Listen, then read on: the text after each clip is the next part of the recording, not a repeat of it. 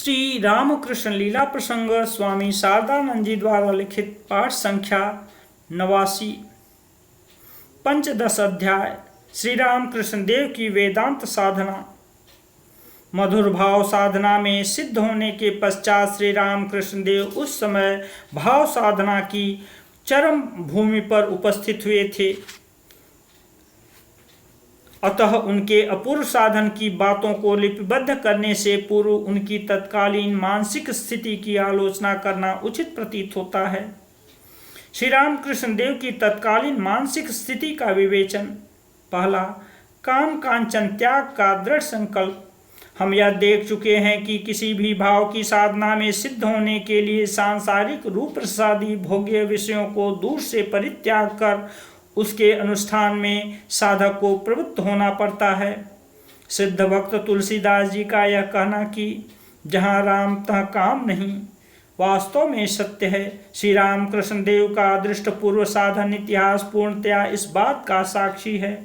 काम कांचन त्याग रूप आधार पर प्रतिष्ठित होकर ही वे भाव साधना में अग्रसर हुए थे तथा उससे तिल मात्र भी विचलित न होने के कारण जब जिस भाव साधना में वे प्रवृत्त हुए अपने जीवन में उसे आयत्त करने में अति अल्प समय के भीतर ही वे सफल हुए।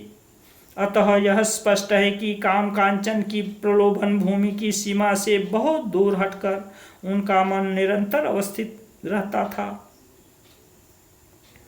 नित्य वस्तु विवेक तथा इहामूत्र फल भोग के प्रति वैराग्य।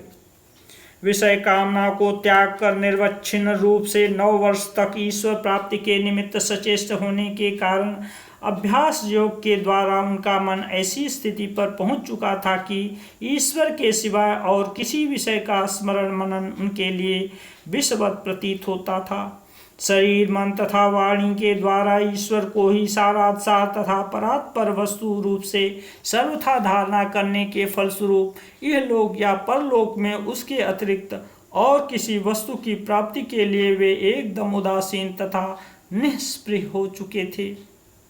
तीसरा, समदमादि षट संपत्ति तथा मुमुक्षुत्व।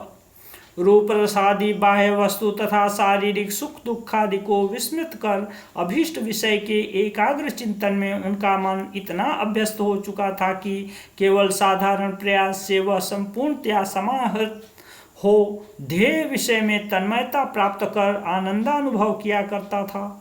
दिन महीना तथा वर्ष क्रमशः व्यतीत हो जाने पर भी उनके उस आनंद का किंचित मात्र भी विराम नहीं होता था एवं ईश्वर के अतिरिक्त और कोई वस्तु प्राप्तव्य है या हो सकती है क्षण भर के लिए भी उनके मन में इस तरह की चिंता का उदय नहीं होता था।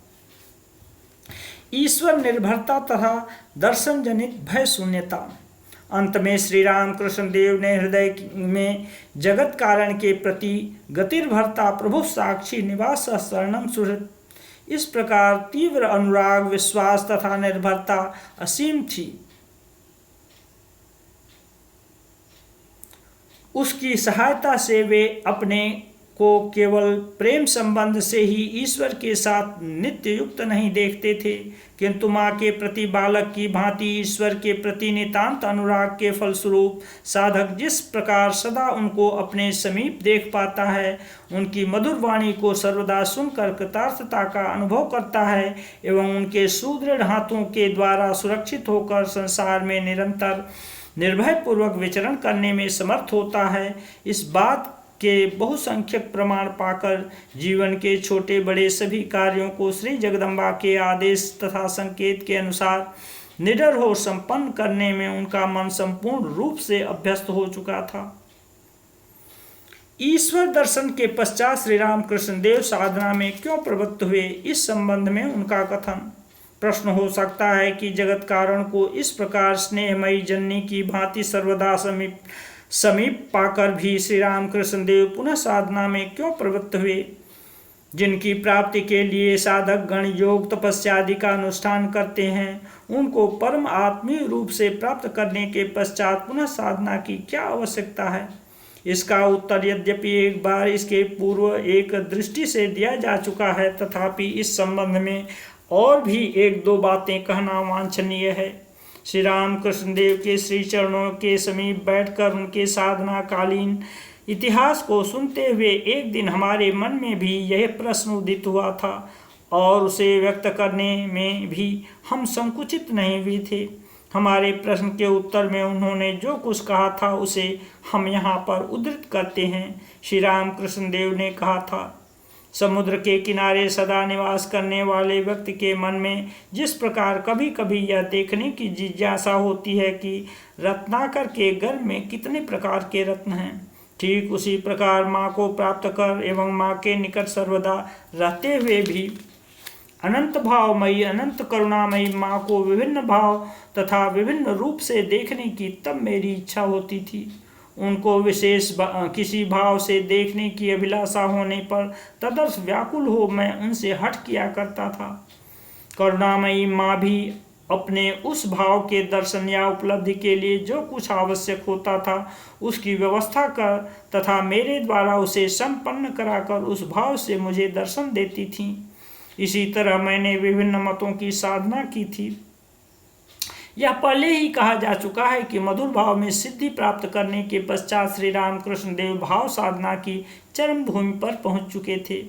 तदनंतर ही उनके हृदय में सर्वभावातीत वेदांत प्रसिद्ध द्वैत भाव के साधन की प्रबल प्रेरणा उपस्थित हुई थी। श्री जगदम्बा की इच्छा से वह प्रेरणा उनके जीवन में कैसे उपस्थित हुई थी एवं किस तरह उन्होंने श्री जगन माता के निर्गुण निराकार निर्विकल्प तुरीय रूप की साक्षात उपलब्धि की थी, अब हम उसी का उल्लेख करेंगे। श्री रामकृष्ण देव की जननी का गंगा तट पर निवास करने का संकल्प तथा दक्षिणेश्वर में आगमन। श्री रामकृष्ण देव जब अद्वैत भाव की साधना में प्रवृत्त हुए थे उस समय उनकी वृद्धा माँ दक्षिणेश्वर के काली मंदिर में निवास कर रही थी। ज्येष्ठ पुत्र राम कुमार जी के निधन के पश्चात अन्य दो पुत्रों की ओर दृष्टि निबद्ध कर शोकात जननी ने किसी तरह धैर्य धारण किया था, किंतु उसके कुछ ही दिन बाद लोग जब यह प्रचार करने लगे कि उनका कनिष्ठ पुत्र गदाधर पागल हो गया है, तब उनके दुख की कोई सीमा न रही।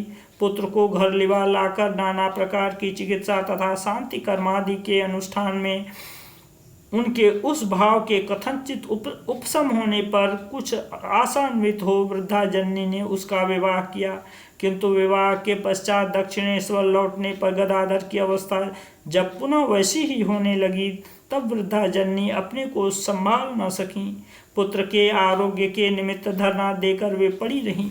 तदनंतर महादेव जी ने देव आदेश से उनको विदित कराया कि उनके पुत्र को दिव्योन्माद हुआ है। उससे कुछ अस्वस्थ होकर भी उसके कुछ दिन बाद संसार की आसक्ति त्याग कर वे दक्षिणेश्वर में पुत्र के समीप पहुंची एवं जीवन के शेष दिनों को गंगा तट पर व्यतीत करने का उन्होंने दृढ़ निश्चय किया, क्योंकि जिनके लिए एवं जिन्हें लेकर संसार यात्रा का निर्वाह करना है वे ही यदि संसार से विदा लेने तथा उन्हें त्याग कर चल दें तो फिर उनके लिए वृद्धावस्था में उन्हें लिप्त रहने की आवश्यकता ही क्या है।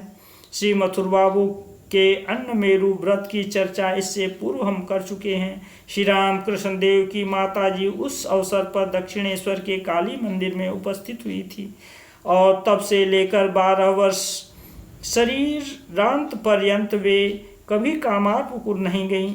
अतः जटाधारी द्वारा श्री रामकृष्ण देव को राम मंत्र की दीक्षा एवं उनके मधुर भाव तथा वेदांत भाव की साधना दक्षिणेश्वर में उनकी माताजी की अवस्थिति के समय ही संपन्न हुए थे, इसमें कोई संदेह नहीं।